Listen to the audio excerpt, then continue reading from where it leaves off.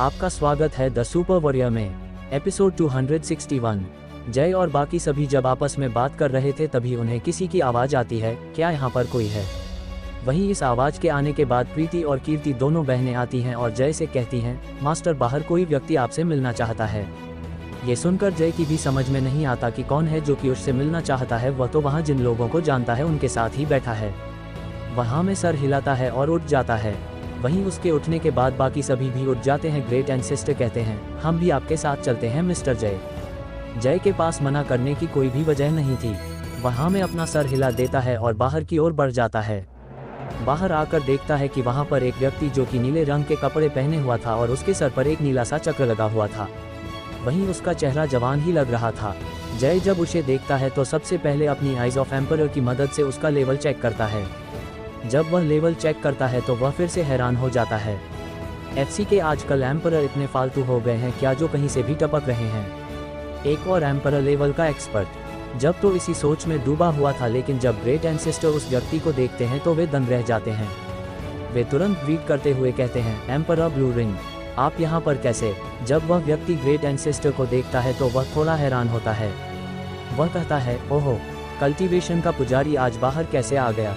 वैसे तो साल के साल तुम कल्टीवेशन में रहते हो, तो आज बाहर कैसे आ गए। ये सुनकर ग्रेट एंसेस्टर अपनी नाक को खुजाता है। वह थोड़ा शर्मिंदा था। उसे इस तरह देखकर एम्परर ब्लू रिंग उससे अपना ध्यान हटाते हैं और जय पर अपना ध्यान केंद्रित करते हैं। वे फिर जय के पीछे खड़े लोकेश को देखते हैं। वे कहते हैं, तो वो तुम हो जिसने अभी ब्रेक थ्रू किया है। लोकेश ये सुनकर हाँ में सर हिलाता है, इसमें कुछ छुपाने को था ही नहीं। ये देखकर एम्परर ब्लू रिंग कहते हैं, मैं तुम्हें एक मौका देता हूं, तुम मेरी तरफ से इस प्रतियोगिता में भाग लो और तुम्हें एम्परर लेवल पर पहुंचने का एक मौका मिलेगा। चूंकि एम्परर ब्लू रिंग ने कहा था तो कोई और उससे कुछ नहीं कह सकता था और जय का हक नहीं बनता था, क्योंकि ये लोकेश की चॉइस थी। लोकेश जब ये सुनता है तो वह थोड़ा हैरान रह जाता है, लेकिन फिर कहता है, माफ़ कीजिए लेकिन मैं अपने मास्टर के अलावा किसी और के लिए काम नहीं करता, और अगर आप चाहते हैं कि मैं इस प्रतियोगिता में हिस्सा लूँ तो मैं वो आपके लिए नहीं बल्कि अपने मास्टर के लिए लूँगा। एम्परर ब्लू रिंग जब ये सुनता है तो एक अचंभा उनकी आंखों में दिखता है। उसने एक एम्परर बनने का लालच दिया था, फिर भी यह सामने वाला व्यक्ति अपनी लॉयल्टी को चुनता है। वह थोड़ा इम्प्रेस हो जाता है, लेकिन फिर वह गुस्सा दिखाते हुए कहता है, तुम जानते हो तुम किसे मना कर रहे हो। एम्परर ब्लू रिंग, वो मैं तुमसे बात नहीं कर रहा हूँ। Emperor blue ring great ancestor को चुप कराते हुए कहते हैं, जो कि जय की तरफ से कुछ बोलने की कोशिश करते हैं। जय जो कि यह सब देख रहा था अब कहता है, हमारे वाइस लॉर्ड लोकेश ने अपने चुनाव को साफ कर दिया है, तो आप जा सकते हैं। यहाँ पर आपका अगर यही काम था तो अगर आप कुछ खरीदना चाहते हैं तो आपका स्वागत है। ये सुनकर न सिर्फ एम्परर ब्लू रिंग और एम्परर ग्रेट एंसेस्टर हैरान होते हैं, बल्कि बाकी सभी भी हैरान हो जाते हैं।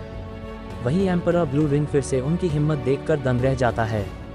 वह कहता है, तुम में कुछ ज़्यादा ही हिम्मत नहीं है बच्चे, मैं तुम्हें आसानी से मसल सकता हूँ। वह एम्परर एक शैतानी मुस्कान के साथ कहता है। जय ये सुनता है और उसकी बात को बिना किसी दूसरी सोच से नज़रअंदाज कर देता है। वह कहता है, मैं हवा में बातें नहीं करता, अगर आपको कुछ खरीदना है तो खरीद सकते हैं, वरना आप जा सकते हैं। हो तो तुम सच में घमंडी हो। बच्चे, माना कि तुम बहुत ही प्रतिभाशाली हो, लेकिन पक्षी जब तक उड़ना नहीं सीखता तब तक उसे सबसे बचकर ही रहना चाहिए। एम्परर ब्लू रिंग गुस्सा दिखाते हुए कहते हैं और अपना ऑरा रिलीज कर देते हैं, जिससे वहां पर मौजूद सभी व्यक्ति पर एक बहुत ही ताकतवर प्रेशर गिरने लगता है। जय के स्पिरिचुअल प्रेशर में रोजाना ट्रेनिंग लेने वाले उन युवकों को ये प्रेशर ज़्यादा नहीं लगता और वे पूरी तरह नहीं झुकते। वहीं पर जब वे सभी एम्परर ये देखते हैं तो वे दंग रह जाते हैं। ये क्या है, ये दुकान है? नहीं, ये तो मॉन्स्टर्स का एक अड्डा है। हर कोई इतना प्रतिभाशाली कैसे हो सकता है। ये दोनों लड़कियां जो कि अल्केमिस्ट हैं वे भी नहीं घबरा रहीं। आखिर इस लड़के का मकसद क्या है। वहीं जय पर जब वह प्रेशर पड़ता है तो मानो उसके अंदर मौजूद वह मार्शल सॉल भड़क गई हो। वह अपने आप ही अपने स्पिरिचुअल प्रेशर को रिलीज कर देती है, जिससे उस पर लगने वाला प्रेशर बहुत ही कम हो जाता है। ये देखकर एम्परर ब्लू रिंग और भी हैरान हो जाता है। वह अपने प्रेशर को वापस लेता है और कहता है, तुम इस जगह के लॉर्ड हो बच्चे। सच में तुम्हारी नज़र बहुत ही उन्नत है और तुम्हारी ट्रेनिंग भी बहुत ही उन्नत है, जो ये सारी इतने शैतानी प्रतिभा से धनी है। मैं यहाँ पर बस तुम्हें एक आमंत्रण देने के लिए आया हूँ कि तुम लोग कंपटीशन में हिस्सा ले सकते हो। एम्परर ब्लू रिंग की यह बात सुनकर जय राहत की सांस लेता है। हाश ये लड़ाई के लिए नहीं आया था, वरना हमारे नए नवेले हेवनली कोड का क्या होता। वह उस कार्ड को लेता है और कहता है, जरूर एम्परर। इसके बाद वह एम्परर ब्लू रिंग बिना कोई और शब्द कहे वहाँ से चला जाता है और बाकी के लोगों के पास भी कोई काम नहीं बचता। वे भी जाने के लिए तैयार हो जाते हैं। इस वक्त प्रिंसेस जय के पास आती है और कहती है, जय, मैं तुम्हारा इंतजार करूंगी। वह ये कहती है और बिना किसी देरी के वहां से गायब हो जाती है। जय ये देखकर हैरान हो जाता है। वह इस लड़की से केवल 4 बार मिला था, इतने कम समय में तो कोई किसी पर दिल नहीं हारता। वह इन सब बातों को अपने दिमाग से निकालता है और सभी को काम देकर लोकेश के साथ एक खुले आंगन में आ जाता है। वह लोकेश से कहता है, लोकेश जी अब आप अपनी मार्शल सॉल मुझे दिखा सकते हैं। जय की बात सुनकर लोकेश अपनी मार्शल सॉल को बाहर निकालता है जो कि बहुत ही सघन थी। वह एक ड्रैगन कमांडर मार्शल सॉल थी जिसके हाथ में एक भाला था।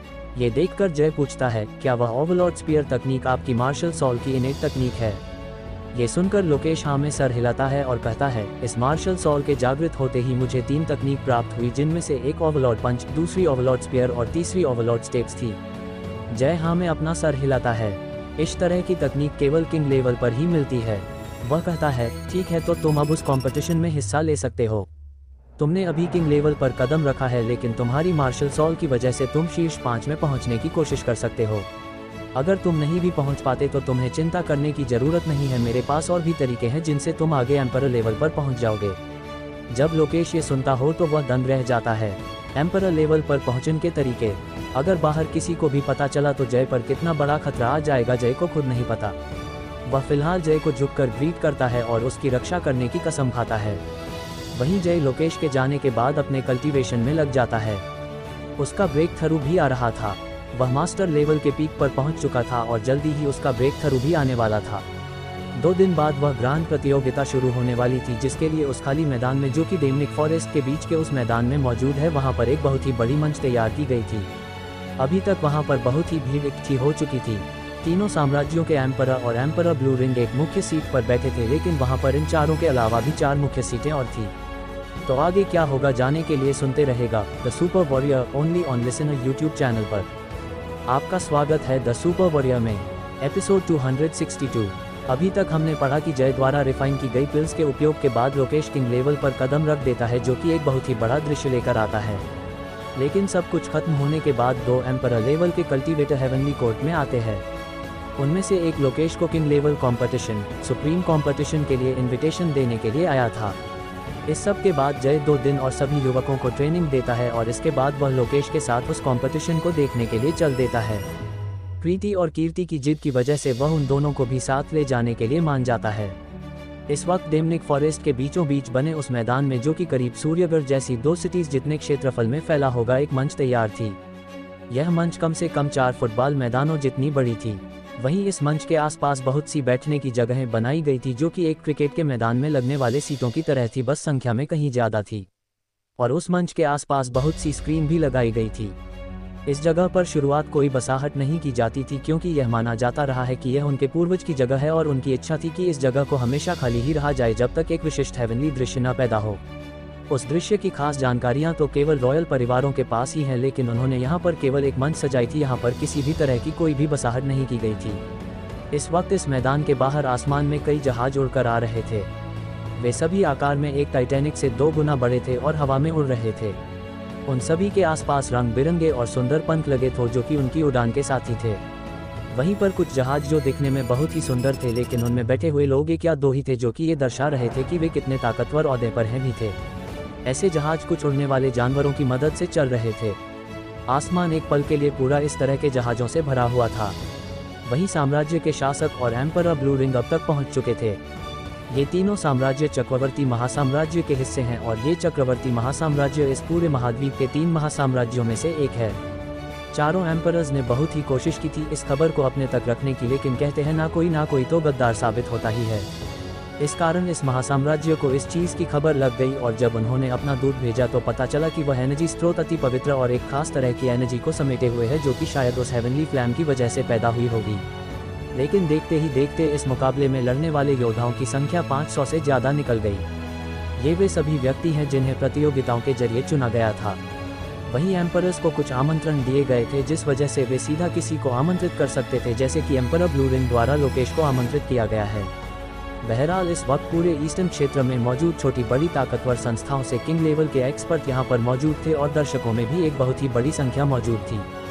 ये संख्या लगभग 10 लाख से लेकर 25 लाख तक पहुंचने का अनुमान लगाया था, जो कि इस जगह पर आने की फीस को देखकर लगाया गया अनुमान था। लेकिन ये पूरा क्षेत्र महज 3 दिन पहले ही पूरी तरह भर गया था और आगे की एंट्री बंद कर दी गई थी। लेकिन उनकी जनता निराश न हो, इसलिए हर एक शहर में एक बहुत ही बड़ी स्क्रीन लगाई गई थी जिनमें उन मुकाबलों को दिखाया जाएगा। एक तरह से कहें तो यह एक छोटी सी खोज में से पूरे साम्राज्य का एक बहुत ही बड़ा अवसर बन गया था। जय भी जब हेवनली कोर्ट से बाहर निकलता है तो आसमान में एक बड़ी सी स्क्रीन देखता है जो कि बहुत ही बड़ी थी और एक इंसान उसके सामने एक चींटी के समान था। वह साथ ही आसमान से उड़कर जा रही बहुत ही उड़ने वाले जहाज़ों को भी देखता है। जय को वे काफ़ी अच्छे तो लगे थे, लेकिन उसके पास फिलहाल में उस तरह का कोई भी जहाज नहीं था, इस वजह से वह उनकी नहीं सोच सकता था।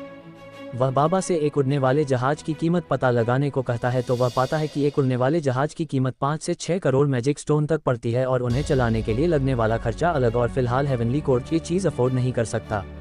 वहीं जब प्रीति और कीर्ति उन जहाज़ों को देखती हैं तो उनकी आंखों में चमक आ जाती है। ये देखकर उनका भी आसमान से दुनिया को देखने का मन करने लगता है। जय जो कि उनसे दूर नहीं था उनके मन को पढ़ लेता है। उसके चेहरे पर एक मुस्कान आ जाती है और वह कहता है, क्या तुम लोग भी उड़ना चाहती हो? हाँ, वे आसमान की ओर देखते हुए अनायास में ही बोल देती है, लेकिन फिर वे तुरंत मना करते हुए कहती है, नहीं मास्टर, वो हमारा मतलब था कि अब इसमें मतलब कहाँ से आ गया? तुम दोनों उड़ना चाहती हो ना? बस तो ठीक है, तुम्हारे मास्टर की तरफ से तुम्हारे लिए तोहफा। जय ये कहता है और अपनी स्टोरेज रिंग से कुछ टुकड़ों को निकालता है। वो टुकड़े 2 जोड़ों में थे। ये अगर आपको नहीं पता क्या है तो आप चैप्टर 182 को पढ़ सकते हैं। वह उन दोनों से कहता है, ये रहा तुम्हारे लिए तोहफा, तुम्हें अपनी सॉल पावर से इनको काबू करना है और तुम इन्हें पंखों की तरह इस्तेमाल कर उड़ सकती हो। जय की बात सुनकर वे उन चीज़ों को देखती हैं और फिर सोचती हैं कि वे कितनी महंगी होंगी। वे कहती है, मास्टर हम कैसे? तुम दोनों समय बर्बाद बहुत करती हो, वैसे भी मुझे इनकी ज़रूरत नहीं है। तुम दोनों अभी मेरे सामने कोशिश करो, हम उड़कर ही उस जगह पर जाएंगे। जय कहता है। जय की बात सुनकर दोनों थोड़ी शर्मा जाती हैं। वे दोनों अपनी सॉल पावर का उपयोग करती हैं। ट्विन फ्लोवर कल्टीवेशन तकनीक की वजह से जब भी वे दोनों साथ ही अपनी सॉल पावर का इस्तेमाल करती है, वे दोनों अपनी सॉल पावर को बहुत ही धीमी गति से कम होता हुआ महसूस करती है। जय ने भी उन दोनों के लिए सबसे उन्नत तकनीक चुनी थी। ये तकनीक भी गॉडफादर को एक प्राचीन ढांचे से मिली थी। ये भले ही जय के हेवनली मेथड जितनी ताकतवर नहीं, लेकिन फिर भी एक प्राचीन विद्या थी। वे दोनों उन हथियारों में अपनी ऊर्जा को डालती हैं जिससे वे रिएक्ट करते हैं। इसके बाद जय उन पर अपनी शील को हटाता है और उन दोनों की खून की बूंद डाल देता है, जिससे वे पूरी तरह से उनके काबू में हो जाती हैं। वे दोनों अपनी सॉल पावर से उन्हें अपने शरीर पर लगाती हैं तो एक खूबसूरत गुलाबी और नीले रंग की विंग्स का जोड़ा उन दोनों की पीठ पर उगाता है और उनके शरीर के साथ मर्ज हो जाता है। जय ने भी यह बाद में खोजा था कि ये इस तरह इस्तेमाल होती हैं। फिलहाल जय कहता है, फिलहाल ये केवल उड़ सकती हैं और तुम्हारी गति किसी ग्रैंड मास्टर लेवल के योद्धा जितनी ही होगी, लेकिन जैसे जैसे तुम्हारा कल्टीवेशन बढ़ेगा ये विंग्स मददगार साबित होंगी। अभी के लिए चलो उड़ कर देखो। जय के कहने के बाद वे दोनों आसमान में छलांग भरती हैं और सच में उड़ने लगती हैं। जब वे दोनों महसूस करती हैं कि वे उड़ रही हैं, वे उत्साहित हो जाती हैं। वे जय के सर के आसपास घूमने लगती है और खुशी के चिल्लाने लगती हैं, मास्टर हम उड़ रहे हैं मास्टर। वे इस तरह उड़ती हुई खुशी खुशी में थोड़ी देर के लिए अपनी सॉल पावर के फ्लो को गड़बड़ कर देती है, जिससे वे विंग्स उनके शरीर से अचानक गायब हो जाते हैं। ये देखकर दोनों की बोलती बंद हो जाती है और एक भी आवाज़ नहीं निकलती। वे दोनों बस चीखते हैं और नीचे गिरने लगती हैं, लेकिन इससे पहले कि वे दोनों नीचे गिर पाती, जय उन दोनों को पकड़ लेता है। वह उन दोनों के सर पर मारते हुए कहता है, तुम दोनों क्या कर रही थी? इस तरह भी कोई गिर सकता है क्या? जय की डांट को सुनकर दोनों का चेहरा नीचे हो जाता है और वे शर्मिंदा हो जाती हैं। वह उन दोनों का चेहरा इस हालत में बड़ा ही प्यारा लग रहा था। लोकेश और जय दोनों ही उन दोनों को इस तरह देखकर हंसने लगते हैं। जय कहता है, चलो ऐसे मायूस नहीं होते, वैसे भी पहली बार में गड़बड़ हो जाती है। अब चलो, हमें देर हो रही है, अगर तुम जाना चाहती हो जल्दी से चलो, बरन यहीं पर मेडिसिन। लेकिन इससे पहले कि जय अपनी पूरी बात कर पाता, वे दोनों फिर से उड़ान भर आसमान में पहुंच जाती हैं और कहती है, मास्टर आप वहां क्या कर रहे हैं? चलिए जल्दी, हमें देर हो रही है। जय ये देखकर बस अपना सर हिलाता है। ये शैतान, वह अपने आप को एक एल्डर जैसा महसूस करने लगा था जब से वह उन दोनों के साथ रह रहा है। बहरहाल वह भी अपनी विंग्स को लहराता है और जो कि दिखने में सुंदर होने के साथ तेज भी थे। जय अपनी स्पीड में एक इनेक ग्रांड मास्टर के शुरुआती चरण के योद्धा जितना तेज होगा। वह सबसे आगे उड़ता है, वहीं पर प्रीति और कीर्ति उसके पीछे और लोकेश सबसे पीछे आराम से आ रहा था। कुछ ही देर में वे उस जगह पर पहुंच जाते हैं जहां पर ये मुकाबला होने जा रहा था। जय जब उस तरफ नज़र घुमाता है तो वह दंग रह जाता है। कभी जो एक मैदान हुआ करता था वह आज एक बड़ी सी संरचना में बदल दिया गया है। आखिर दिन ही कितने हुए हैं और वह उस जगह विशालता को देखकर और भी ज़्यादा दंग था। वह उस जगह की मुख्य एंट्रेंस पर पहुंचकर नीचे आता है और भीतर जाने के लिए आगे बढ़ता है। इस वक्त दो गार्ड उन्हें रोक देते हैं और कहते हैं, सर आप बिना इन्विटेशन या एंट्री कार्ड दिखाए अंदर नहीं जा सकते। जय ये सुनता है और लोकेश की तरफ देखता है। वहीं आसपास के लोग जय और दोनों लड़कियों की तरफ देखते हैं। अब लोगों की जबान कभी भी चल पड़ती है, ये लड़का कौन है, इसकी हिम्मत कैसे हुई बिना किसी इनविटेशन कार्ड के यहाँ पर आने की, और वो केवल मास्टर स्टेज का कल्टीवेशन लेकर। हाँ तुम सही कह रहे हो, चाहे किसी के पास कितने भी पैसे हो वह टिकट नहीं खरीद पाया क्योंकि ग्रांड मास्टर लेवल से नीचे के लोग टिकट नहीं खरीद सकते थे। जय भी उनकी सुनता है। वहीं जब प्रीति और कीर्ति लोगों की बातों को सुनती हैं तो वे गुस्सा हो जाती हैं। वे कुछ बोलने ही जा रही थी कि जय कहता है, तुम इस तरह फालतू लोगों से बहस नहीं करनी चाहिए, ये तुम्हारी ही स्तर को नीचा दर्शाता है। जय की बात सुनकर वे दोनों रुक जाती हैं और अपने आप को शांत करती हैं। फालतू किसे बोला वे? इस वक्त एक रौबदार आवाज़ आती है। ये रौबदार आवाज़ को सुनकर जय का भी ध्यान उस तरफ चला जाता है तो वह पाता है कि ये आवाज़ एक युवक की है जो कि उम्र में उसके जितना ही होगा। वहीं उसके साथ ही जय की नज़र उसके बाजू में चल रहे एक लड़के पर भी जाती है जिसे जय जानता था। वह करण सोढ़ी था जो कि जय को पहले दिन मिला था, लेकिन इस वक्त उसका कल्टीवेशन मास्टर लेवल के बजाय ग्रांड मास्टर लेवल पर था। वह लड़का किसी से कुछ कहे बिना शांति से अपनी टिकट दिखाता है और भीतर चला जाता है। जय ये बदलाव देखकर थोड़ा खुश होता है, सच में वह लड़का बदला तो सही। वह अपनी नज़र उस लड़के की तरफ घुमाता है जिसने अभी उस लहजे में बात की थी। जब वह उस लड़के की तरफ देखता ही है कि पीछे से एक आवाज़ आती है, प्रिंसेस का काफिला पहुंच गया है। तो आगे क्या होगा जाने के लिए सुनते रहेगा the super warrior only on listener YouTube channel पर। आपका स्वागत है द सुपर वॉरियर में। एपिसोड 263। जय जब लोकेश और दोनों जुड़वा बहनों के साथ उस ग्रांड कॉम्पिटिशन वाली जगह के मुख्य दरवाजे पर पहुंचता है तो वहां पर हमेशा की तरह कुछ गार्ड में उंगली करने वाले मिल ही जाते हैं। यहाँ पर भी एक नौजवान से जय का सामना हो जाता है। वह कहता है, तुम गंवार लोग कहाँ से आ जाते हो? तुम लोगों ने सोचा भी कैसे कि तुम लोग एक मास्टर लेवल की छोटी सी कल्टीवेशन बेस से यहाँ पर घुस सकते हो?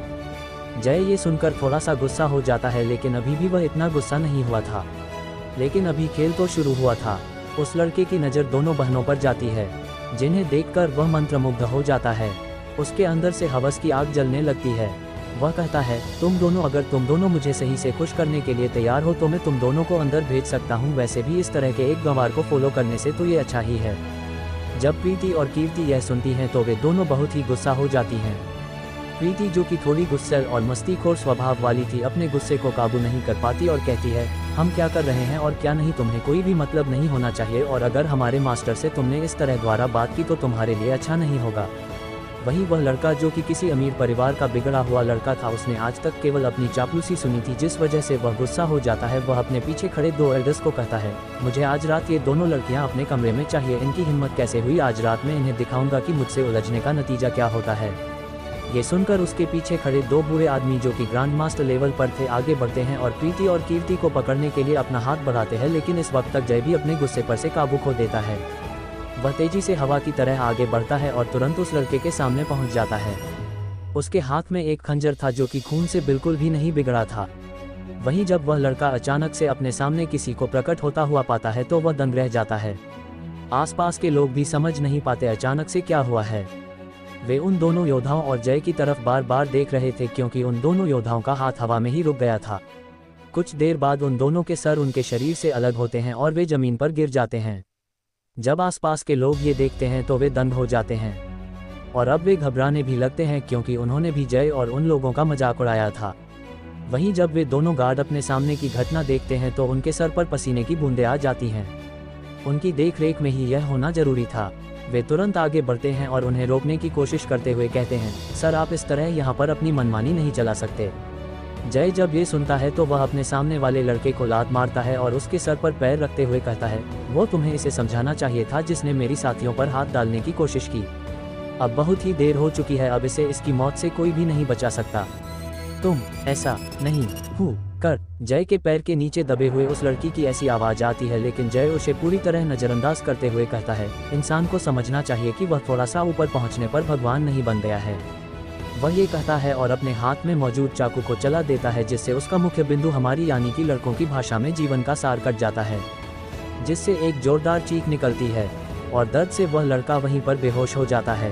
वे दोनों गार्ड जय को रुकता हुआ न देखकर तुरंत एक टोकन से मैसेज भेज देते हैं। ये मैसेज एक कमांडर को मिलता है और वह तुरंत वहां पर पहुंच जाता है। वह जब वहां पर पहुंचता है तो जय को किसी का काटते ही देखता है। वह ये देखकर तुरंत गुस्सा हो जाता है। वह चिल्लाते हुए कहता है, ये क्या चल रहा है यहाँ पर? ये ग्रांड कंपटीशन है, क्या तुम लोगों में इस महोत्सव के प्रति जरा सी भी इज्जत नहीं है? रमेश, मुझे तुरंत यहाँ पर हुई सारी घटना के बारे में बताओ। वहीं सभी गार्ड इस कमांडर की स्ट्रिक्टनेस से डरते थे, इसलिए वे बिना किसी मिलावट के सब कुछ सच बता देते हैं। जब वह कमांडर यह सुनता है तो वह पाता है कि गलती सच में उस लड़के की थी। वह कहता है, सभी यहाँ पर अब ध्यान से सुन ले, सभी को अपने काम से मतलब होना चाहिए और कोई फ्रॉड कर रहा है या फिर तमाशा कर रहा है, ये काम हम लोगों का है तो हमें ही करने दीजिए। और सर, मैं आपसे पहले की इस हरकत के लिए माफ़ी चाहूँगा। वह जय से माफ़ी मांगते हुए कहता है। जय को भी इस कमांडर का तरीका पसंद आया, इसलिए वह पीछे हट जाता है। वह कमांडर आगे आता है और कहता है, सर, भले ही इस सब में आपकी कोई भी गलती नहीं थी, लेकिन आपको फाइन चुकाना होगा। जय ये सुनता और कोई आपत्ति नहीं जताता। वैसे भी उसने 2 लोगों की जान ली थी, भले ही उसे को भी अफसोस नहीं था, लेकिन वह थोड़ा ज़्यादा आगे बढ़ गया। वह जब फाइन भरने ही जा रहा था कि आवाज़ आती है, अरे ये तो रॉयल शिप है और प्रिंसेस की शिप भी है, जल्दी झुको। ये सुनकर सभी तुरंत अपने घुटनों पर आ जाते हैं।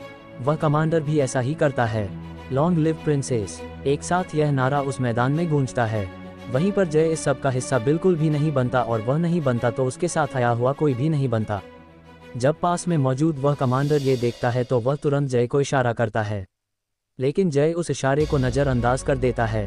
पहली बात तो वह इस साम्राज्य का सदस्य नहीं था, और दूसरी बात वह अपने माँ बाप और मास्टर के अलावा किसी के आगे नहीं झुकता। कमांडर ये देखकर थोड़ा हैरान होता, लेकिन फिर जय की किस्मत को कोसने लगता है। वहीं रॉयल शिप पर मौजूद एक लड़का जो कि करीब 21 से 22 साल का होगा और एक बहुत ही सुंदर काया लिए हुए था, जय को देख लेता है। वह तुरंत चिल्लाते हुए कहता है, तुम नादान लड़के, तुम्हारी हिम्मत कैसे हुई रॉयल फैमिली की डिसरिस्पेक्ट करने की? रॉयल गार्ड, उसे इसी वक्त मौत के घाट उतार दिया जाए। जय भी ये सुन लेता है और वह थोड़ा गुस्सा हो जाता है। क्या यही एक रॉयल फैमिली होती है जो कि इतनी घमंडी होती है? क्या हथियार के बल पर ही इज्जत कमाई जाती है? जब जय लड़ने को तैयार ही था तभी एक और आवाज़ आती है, जय तुम सच में आए हो? तुम वहाँ नीचे क्या कर रहे हो? आ जाओ, ये मेरी शिप है और इसका रॉयल फैमिली से कोई भी लेना देना नहीं है। यह आवाज़ एक लड़की थी और सभी इस आवाज़ को सुनकर दंग रह जाते हैं। वहीं जब वह लड़का यह आवाज़ सुनता है तो उसका गुस्सा और भी बढ़ जाता है। वह रॉयल फैमिली से तो था, लेकिन कोई प्रिंस नहीं था। वह प्राइम मिनिस्टर का लड़का था और प्राइम मिनिस्टर उसकी शादी इस राजकुमारी से करवाना चाहते हैं, लेकिन ये राजकुमारी उसे कभी भी कोई भी भाव नहीं देती है। और अगर इस राजकुमारी के पीछे उस मिस्टीरियस एक्सपर्ट का हाथ नहीं होता तो वह कब का इस राजकुमारी को उसकी जगह दिखा चुका होता। उस लड़के का कल्टीवेशन इन्हें ग्रैंड मास्टर लेवल पर था और वह राजकुमारी से थोड़ा बड़ा यानी कि 35 साल का था। इस तरह राजकुमारी को वह वैसे भी डिजर्व नहीं करता था, और दूसरी बात, राजकुमारी उसे पसंद भी नहीं करती थी, इसलिए उसका चेहरा हमेशा तना हुआ रहता है। अब वह जब राजकुमारी के शब्दों को सुनता है तो वह और भी गुस्सा हो जाता है। जब उसने राजकुमारी को रॉयल शिप में बुलाया तो उसने अपनी खुद की वह शिप निकाल ली और अब जय को वह उस शिप में बुला रही है। वह तुरंत कहता है, राजकुमारी, क्या आप इस बेवकूफ़ बच्चे को जानती हैं? 2 बातें, वह मेरा दोस्त है और तुमने अगर दोबारा मेरे दोस्त की बेइज्जती की तो तुम्हारा हाल प्राइम मिनिस्टर भी खराब होने से नहीं रोक पाएंगे। और दूसरी बात, मैं किसे जानती हूँ किसे नहीं, उससे तुम्हें कोई भी वास्ता नहीं होना चाहिए। प्रिंसेस एक बेरुखी आवाज़ में जवाब देती हैं, जिसे सुनकर उसका गुस्सा और भी बढ़ जाता है। वहीं इस वक्त ज़मीन पर मौजूद सभी लोग जो कि अपने घुटनों पर बैठे हुए थे दंग रह जाते हैं। ये लड़का जिसका वे कुछ देर पहले मजाक उड़ा रहे थे वह प्रिंसेस को जानता है। What the FCK। जय को इस चीज़ की उम्मीद नहीं थी कि राजकुमारी वैशाली इतने सारे लोगों के सामने उसे अपनी उड़न तस्तरी में आने का आमंत्रण देंगी, लेकिन अब जब उन्होंने ये निमंत्रण दे ही दिया है तो वह मना कैसे कर सकता था। वह लोकेश और बाकी के दोनों को लेकर आसमान में उड़ान भर देता है। वहीं लोकेश उस कमांडर को वह निमंत्रण टोकन देकर जय के पीछे चला जाता है। जब वह कमांडर वह टोकन देखता है तो वह दंग रह जाता है। वह जिसे एक साधारण नौकर समझ रहा था वह एक किंग लेवल का एक्सपर्ट था। अच्छा हुआ उसने मामले को सही तरीके से संभाला, वरना वह आगे सोच भी नहीं सकता था। वहीं प्रिंसेस की शिप में पहुंचने के बाद जय प्रिंसेस को ग्रीट करता है, लेकिन वह वहां पर किसी और को भी पाता है जिसे देखकर वह हैरान हो जाता है। तो आगे क्या होगा जाने के लिए सुनते रहेगा the super warrior only on listener YouTube channel पर। आपका स्वागत है द सुपर वॉरियर में एपिसोड 264। अभी तक हमने पढ़ा कि जय उस किंग लेवल के योद्धाओं के ग्रांड कंपटीशन में पहुंच गया था जहां पर थोड़ी बहुत हिंसा हो जाती है। जिसे एक कमांडर आकर सही समय पर संभाल लेता है। वह जय से फाइन भरने के लिए बोल ही रहा होता है कि वहां पर प्रिंसेस आ जाती है।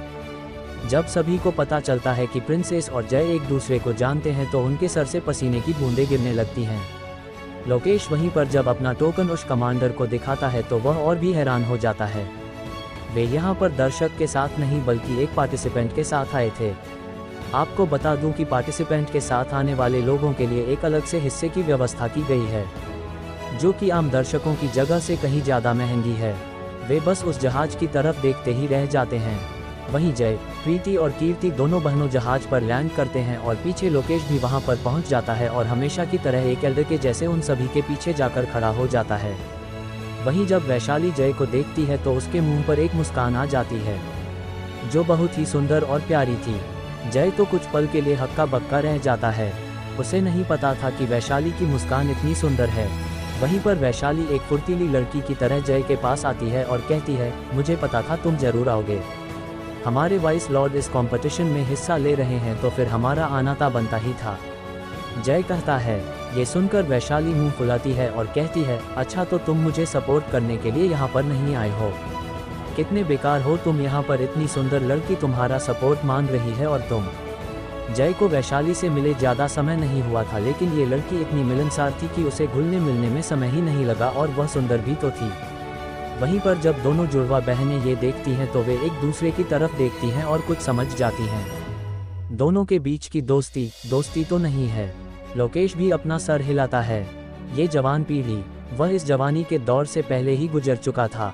माना कि 30 से 32 साल कोई उम्र नहीं है कल्टीवेशन वर्ल्ड में, लेकिन वह समझदारी और समय की मार जो कि एक जवान आदमी को उसकी जवानी की दुनिया से बाहर निकालती है, लोकेश ने देख ली थी। उसे भी अपने दिन याद आते हैं और कुछ सोचते हुए एक फीकी सी मुस्कान उसके चेहरे पर आ जाती है। उसकी भी एक प्रेमिका है जिससे मिलने का वादा कर वह अभी तक वापस नहीं जा सका है। वह मन ही मन ठानता है कि वह जल्दी ही एक एम्परर लेवल का योद्धा बन उसे वापस लेने जरूर जाएगा और साथ ही उन लोगों का भी हिसाब करेगा जिन्होंने उनके बीच ये दूरियां पैदा की हैं। जय वहीं वैशाली के गुस्से को देखकर तुरंत उसे शांत करते हुए कहता है, ऐसा भला कैसे हो सकता है, परी के जैसी हमारी राजकुमारी को कौन सपोर्ट नहीं करता। मैं तो बस ये कह रहा था कि लोकेश का यहाँ पर आना तो एक बहाना था, असली काम तो आपको हमारा उत्साहवर्धन दिखाना था। चिकनी जुबान। मनसा एकाएक ही बोल पड़ती है, मानो वह जय की चापलूसी को और नहीं सह सकती थी। जय ये सुनता है और उसके चेहरे पर एक हंसी आ जाती है।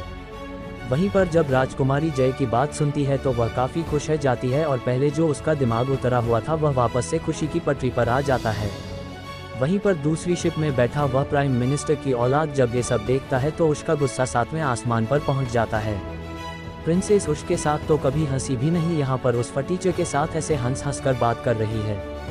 रुको बस तुम। लेकिन वह फिलहाल कुछ नहीं कर सकता। उन दोनों का जहाज जाम को हटाते हुए अपनी जगह से हटता है और रॉयल फैमिली के लिए खास हवाई डॉकयार्ड पर आकर रुक जाता है। प्रिंसेस जहाज से नीचे उतरती है और उस जहाज की तरफ कुछ मुद्राएं बनाती है जिससे वह जहाज छोटा होने लगता है। जल्द ही वह एक हथेली पर आ जाने जितना छोटा हो जाता है। जय तो खैर ये सब जानता था, लेकिन जब दोनों जुड़वा बहनें ये देखती हैं तो वे दोनों दंग रह जाती हैं। उनकी मुंह हैरानी से खुला रह जाता है। वे दोनों एक साथ कहती हैं, हम इसमें आए थे। उन दोनों से अचानक अपनी आवाज़ का काबू नहीं रह पाता और उनकी आवाज़ आसपास जहाज़ों से उतर रहे लोग भी सुन लेते हैं। और जैसा कि मैंने आपको बताया था कि कुछ लोग गार्ड में उंगली किए बिना नहीं मानते, एक ऐसा ही नौजवान फिर से आ जाता है। वह करीब 18 से 19 साल का होगा और उसका कल्टीवेशन ग्रांड मास्टर लेवल के पीक पर था। वह दोनों बहनों को देखता है और कहता है, तुम दोनों फटीचर लोग इस जगह पर कैसे आए? वैसे तुम दोनों दिखने में तो बढ़िया हो, अगर तुम मेरी नौकर बनकर मुझे सर। लेकिन इससे पहले कि वह कुछ कह पाता जय आगे बढ़ता है, लेकिन जय पाता है कि उसे कुछ करने की ज़रूरत ही नहीं है। वैशाली बहुत ही तेज गति से आगे बढ़ती है। वह किंग लेवल पर थी तो उसकी गति जय से ज़्यादा होगी, ये साफ बात थी। वह तेजी से आगे बढ़ते हुए उस लड़के के गाल पर एक जोरदार थप्पड़ जड़ देती है। ये थप्पड़ देते समय वैशाली ने बिल्कुल भी अपनी ताकत को पीछे नहीं रखा था। उसने पूरी ताकत से उस लड़के के गाल पर थप्पड़ जड़ दिया था, जिससे उस लड़के के एक ही बार में सारे दांत झड़ जाते हैं। जय को प्रिंसेस का ये बर्ताव देखकर बड़ा अचंभा हुआ। आमतौर पर रॉयल फैमिली के लोग अपनी हर हरकत का ख्याल रखते हैं और कुछ भी करने से पहले सोचते हैं कि उनके करने से क्या होगा और उनके इस कर्म का उनकी फैमिली पर क्या असर होगा। लेकिन वैशाली उस सब से मिलान नहीं खाती थी।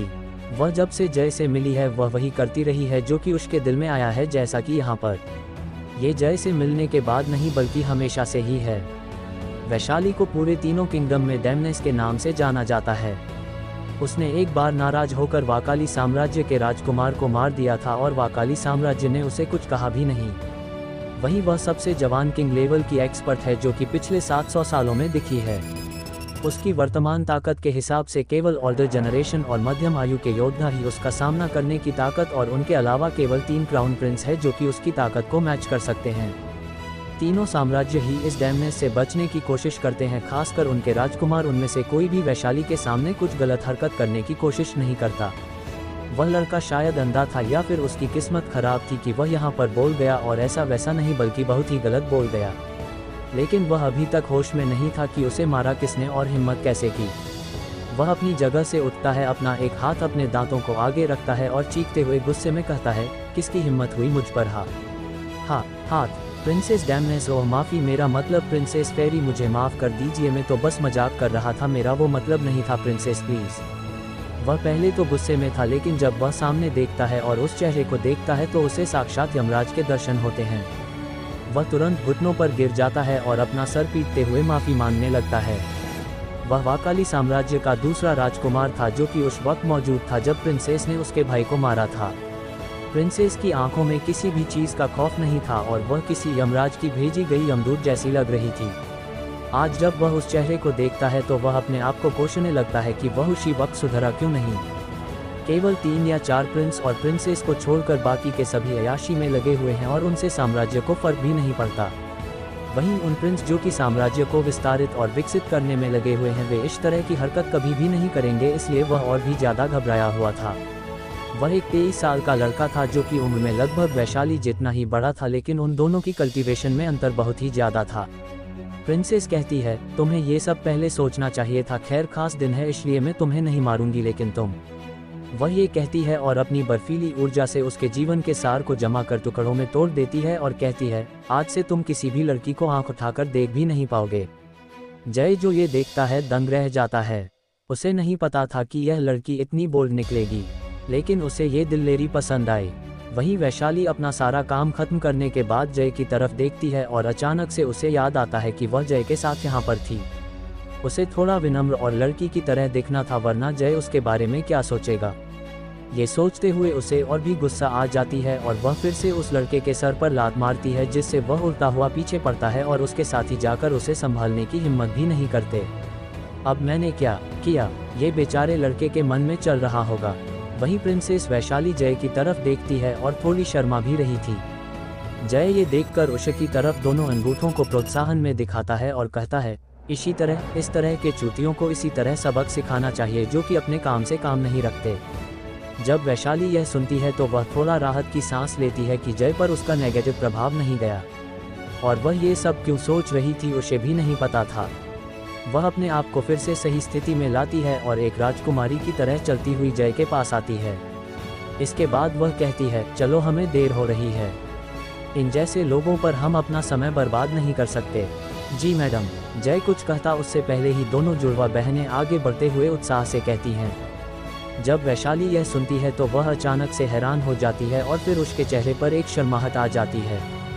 जब आसपास के लोग ये देखते हैं तो मानो उनके पैर के नीचे से जमीन खिसक गई थी। हे भगवान, व्हाट द FCK, ये चल क्या रहा है यहाँ पर? क्या मैं जिंदा हूँ? कहीं मैं सपना तो नहीं देख रहा? क्या ये वही डैमनेस प्रिंसेस है? ये लड़का कौन है जो कि हमारी डैमनेस को इस तरह शर्माने पर मजबूर कर रहा है? कहीं आज सूरज पूर्व से तो नहीं होगा? मेरा दिमाग फटने वाला है। तो आगे क्या होगा जानने के लिए सुनते रहेगा the super warrior only on listener YouTube channel पर।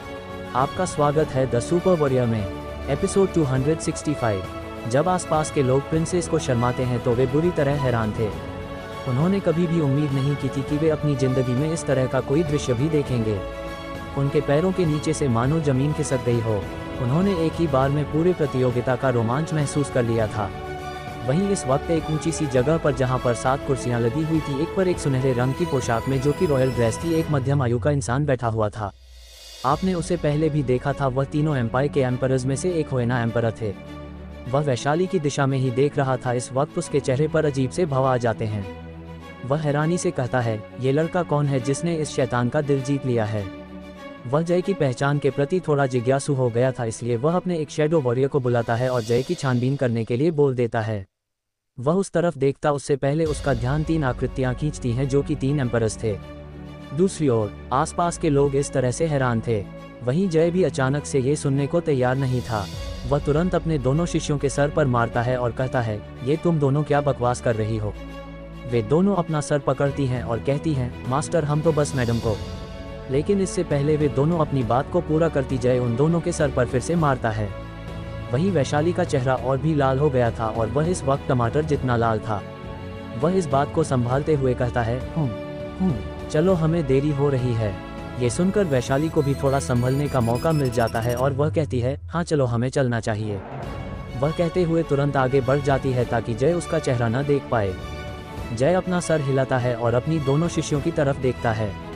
वे दोनों कुछ ही देर में उस दर्शक दीर्घा की मुख्य राह पर पहुंच जाते हैं। जय जब वहां से देखता है तब वह समझता है कि वास्तव में ये संरचना कितनी बड़ी है। वह संरचना कम से कम पूरी सूर्यगढ़ सिटी से भी बड़ी थी और ऊंचाई में वह 1000 फुट से भी ऊंची थी, जो कि एक त्रिकोणीय संरचना में, जैसा कि क्रिकेट मैदानों में बैठने वाली जगहों पर होता है, में फैली थी और शीट लगी हुई थी। जय उस राह से, जो कि उस पूरे दर्शक दीर्घा का एक चक्कर लगाती थी, होते हुए अपने इलाके में पहुंच जाता है जहां पर प्रतियोगी और उनके साथी ही जा सकते थे। जय वहां पर पहुंचकर देखता है तो वह पाता है कि यह जगह पूरे बैठने वाली जगह के 1/20 भाग को घेरे हुए है। ये भाग छोटा नहीं था, क्योंकि अगर इसकी किसी अन्य संरचना से तुलना की जाए तो वह ये लगभग सूर्यगढ़ सिटी के रॉयल सर्कल जितना क्षेत्रफल वाला बैठेगा। वहीं पर बाकी जगहों से हटकर यहाँ की स्क्रीन ज़्यादा बड़ी थी। जय आसपास देखता है, वहीं उन सभी के पीछे पीछे वह लड़का भी आ गया था जो कि राजकुमारी की आगे वाली शिप पर आ रहा था। वह इस जगह पर आते ही किसी को कुछ इशारा करता है और वह आदमी तुरंत जय से टकराने के लिए आगे बढ़ता है। वह इस टक्कर में जय को गहरी चोट देना चाहता था। वह जब जय से करीब 2 मीटर की दूरी पर था, लोकेश उसके इरादों को भांप लेता है और अपनी जगह से गायब होकर तुरंत उस आदमी के आगे आकर खड़ा हो जाता है। उसकी ड्रैगन कमांडर मार्शल सॉल के कारण उसकी शारीरिक क्षमता बहुत ही ताकतवर स्तर पर पहुंच गई थी, जो कि किसी भी आम किंग लेवल के एक्सपर्ट के लिए बराबरी कर पाना मुश्किल थी। वह व्यक्ति जय की जगह लोकेश से टकरा जाता है और जमीन पर गिर जाता है। उसके मुंह से एक चीख भी निकल जाती है। वहीं लोकेश जानता था कि यह किसकी हरकत थी, इसलिए वह तुरंत अपना स्पिरिचुअल प्रेशर रिलीज करता है और उस लड़के पर दबाव डालते हुए कहता है, सुन, तू जो कोई भी हो मुझे फर्क नहीं पड़ता, लेकिन अगली बार अगर मैंने पाया कि तुम मेरे लॉर्ड के लिए मुश्किल खड़ी करने की कोशिश कर रहे हो तो तुम्हारी मौत को खुद तुम्हारे पिता भी नहीं रोक पाएंगे। लोकेश की स्पिरिचुअल एनर्जी प्रेशर की वजह से वह लड़का अचानक से सांस भी नहीं ले पाता और घुटनों पर आ जाता है। वहीं जब वैशाली ये देखती है कि उस लड़के ने जय को नुकसान पहुंचाने की कोशिश की थी तो वह भी गुस्सा हो जाती है। वह कहती है, सुनो राघव, तुम खुद को कोई बड़ा आदमी समझना बंद करो। अगर मैं प्राइम मिनिस्टर की इज्जत नहीं करती तो तुम्हारी अब तक क्या हालत होती तुम खुद भी नहीं सोच सकते, इसलिए ये फालतू के काम बंद करो और मेरे बारे में सोचना तो बिल्कुल बंद कर दो। वह ये कहती है और जय को साथ लेकर आगे बढ़ जाती है। वहीं जय उस लड़के की कातिली निगाहों को अपने ऊपर महसूस करता है, लेकिन पूरी तरह से नज़रअंदाज कर देता है। वह लड़का इनेट ग्रैंड मास्टर लेवल पर था, लेकिन जय को यकीन था कि अगर वह ग्रैंड मास्टर लेवल पर ब्रेक थ्रू कर देता है तो उसे पूरा यकीन था कि वह इस लड़के को बिना किसी परेशानी के हरा देगा। जय और बाकी सब के जाने के बाद वह लड़का राघव अपनी जगह से खड़ा होता। 2 मध्यम उम्र के व्यक्ति आते हैं और उसे सहारा देकर उठाते हैं। वह गुस्से में उनका हाथ झटक देता है और कहता है, जब वो मुझे घुटनों पर लाए हुए था तब तुम दोनों कहाँ थे। ये सुनकर दोनों अपना सर नीचे कर लेते हैं। यंग मास्टर, आपको इतना गुस्सा होने की ज़रूरत नहीं है। मैं उस आदमी को मैदान में संभाल लूँगा और जब वह मारा जाएगा और प्रिंसेस यहाँ पर नहीं होगी तो आप उस बच्चे को भी आसानी से देख सकते हैं। राघव ये सुनता है और उस दिशा में देखता है। वह पाता है कि वहाँ पर से एक बूढ़ा आदमी आ रहा है जिसके सारे बाल सफ़ेद हो चुके थे। यह आदमी और कोई नहीं बल्कि एक जनरल ही था जो कि प्राइम मिनिस्टर के अंडर काम करता है।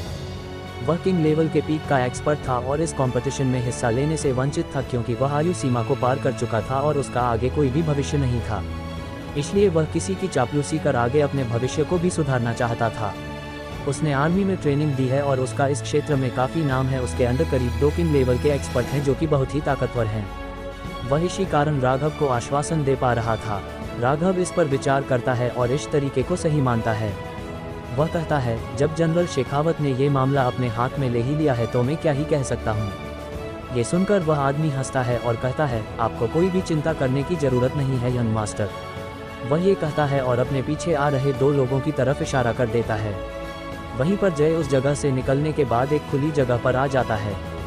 ये जगह खास राजकुमारी के लिए और बाकी की 3 जगहें जो कि यहाँ से दिख रही थी क्राउन प्रिंस के लिए बनाई गई थी।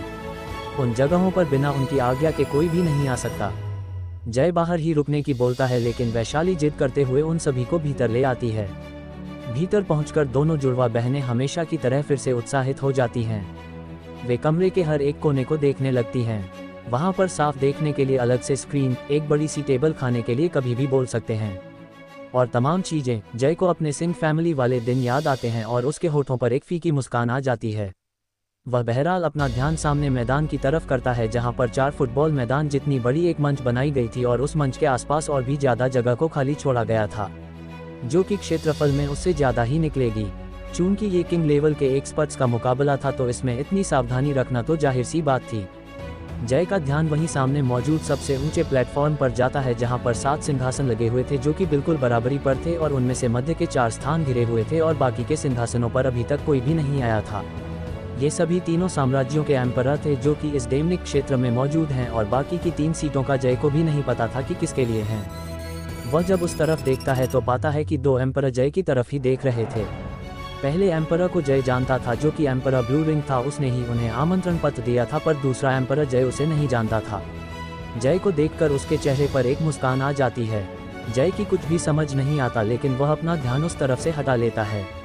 वहीं इस वक्त प्रिंसेस उसके पास आती है और एम्परर्स की तरफ इशारा करते हुए उसे बताती है, जय वे 4 एम्परर हैं जिनमें से एम्परर ब्लू रिंग को तो तुम जानते ही हो, उनके अलावा एम्परर वाकाली, एम्परर रेहना और एम्परर ब्लू रिंग जिनसे तुम मिल चुके हो। वहीं वह चौथा दाढ़ी वाला आदमी मेरे पिताजी एम्परर होएना है।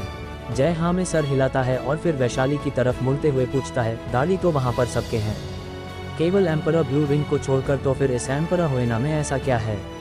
ये सुनकर वैशाली अपनी जीभ निकलती है मानो उससे कोई गड़बड़ हो गई हो। वह हमेशा से ही अपने पिता को दाढ़ी वाले बाबा कहकर बुलाती रही है और जय के सामने उसके मुंह से निकल गया। वहीं पर एम्परर होएना ये सुन लेते हैं, वे अपना सर पकड़ लेते हैं और कहते हैं, ये बच्ची, रुको, इस मुकाबले के बाद इसे सबक सिखाता हूँ। वहीं पास में बैठे एम्परर ये चीज़ महसूस कर लेते हैं और एम्परर ब्लू रिंग कहते हैं, खबरदार, जो मेरी भतीजी को सजा देने के बारे में सोचा भी, वैसे भी वह सही तो कहती है, तुम तीनों दाढ़ी वाले बाबा ही तो हो, मैं भी तो तुम्हारी जितनी ही उम्र का हूँ, लेकिन मेरी तो दाढ़ी नहीं है। इस बार तीनों एम्परर ही चपेट में आ गए थे, जिससे वे आपस में एक दूसरे की तरफ देखते हैं और अनायास ही उनके हाथ उनकी दाढ़ी पर चले जाते हैं। उनमें से एक एम्परर कहता है, तुम्हारी शादी तो नहीं हुई, जब शादी हो जाएगी तब पता चलेगा, और जब एक से ज़्यादा होगी तब और भी सही तरीके से पता चलेगा। ये सुनकर एम्परर ब्लू रिंग हंसता है और कहता है, मैं तुम लोगों की तरफ बेवकूफ़ नहीं हूँ जो कि शादी के चक्कर में फंसूँ।